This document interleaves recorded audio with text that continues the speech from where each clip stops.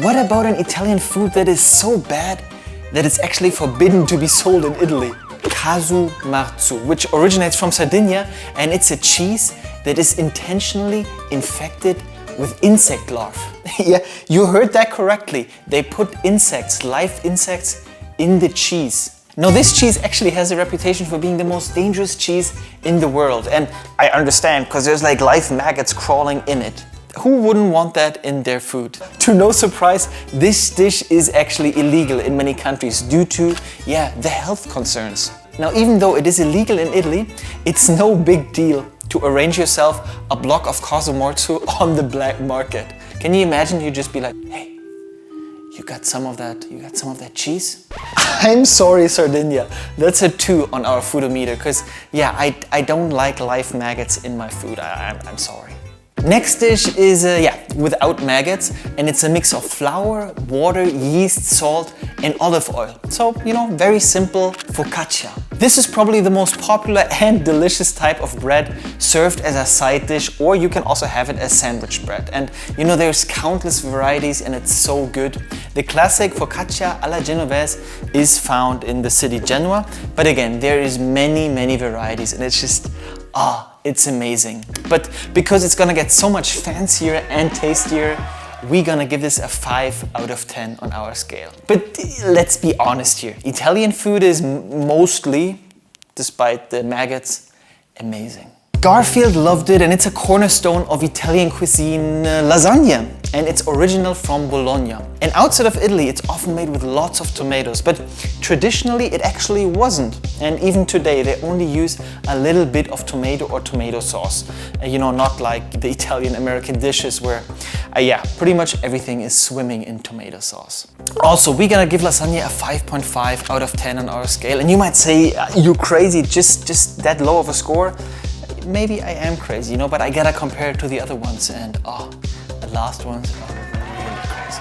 Now the next thing is technically not something to eat, but to drink. Coffee. And there's just a few countries where coffee is as celebrated as in Italy. Just remember when you go there, it's not like in your Starbucks, you go to a coffee place in Italy and you order a latte, because if you do that, you just get a glass of milk. Yeah, sorry Starbucks, you have weird names. Anyways, Italy has fantastic coffee, but other countries do as well. So we're gonna give this a 6 on our foodometer. Now, I don't care what you say, I'm gonna say it. Italy is a kingdom of cured meat. I mean, there is the famous mortadella, salami, coppa, culatello, prosciutto. So good. It's an excellent appetizer. Or you can cut it into thin slices and put it into piadina or focaccia, and you have a perfect sandwich. And the prosciutto di Parma is probably the best known around the world, and so good and definitely worth a 6.5 out of 10. All right, we're slowly making our way up, so just forget the maggot cheese. Next is truffles. One of the most expensive foods in the world, and Italy is one of the few countries where lots of truffles can be found. And you hunt them usually. People say hunting for truffles, right?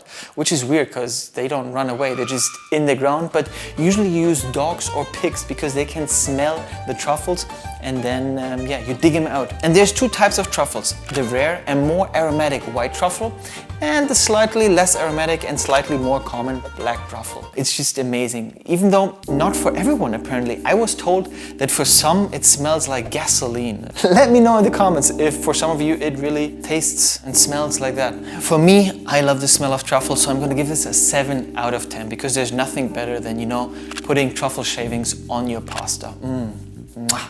Okay, let's get serious here.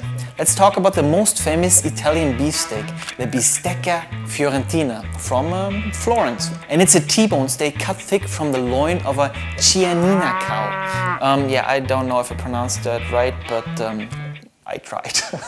And these cows are raised in Tuscany. And then the meat is cooked for 5 to 7 minutes on each side. And this results in the outside being cooked and the inside still remaining very rare. Definitely a 7 on our foodometer. And if you want to hear about other worst to best foods around the world, hey, let's take this to the next level and give us a subscribe.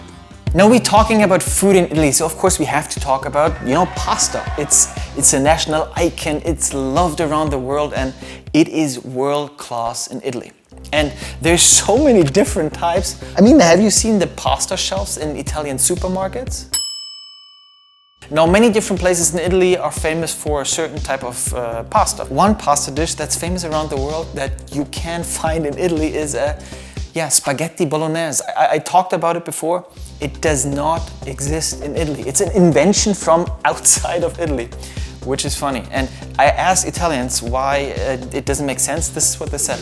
Italians don't mix spaghetti pasta with the ragu sauce because the spaghetti pasta is too small. The sauce doesn't stick to the pasta, so it doesn't make sense. At least that's what the pasta chefs told me. And hey, I listen to pasta chefs. Pasta in Italy, world class, 8 out of 10. Now, if you like mozzarella, you will love burrata, which also is an Italian cheese without maggots, and it's made from mozzarella and fresh cream, and oh, so good. And it goes well with anything, you know, from salads to pasta and sandwiches.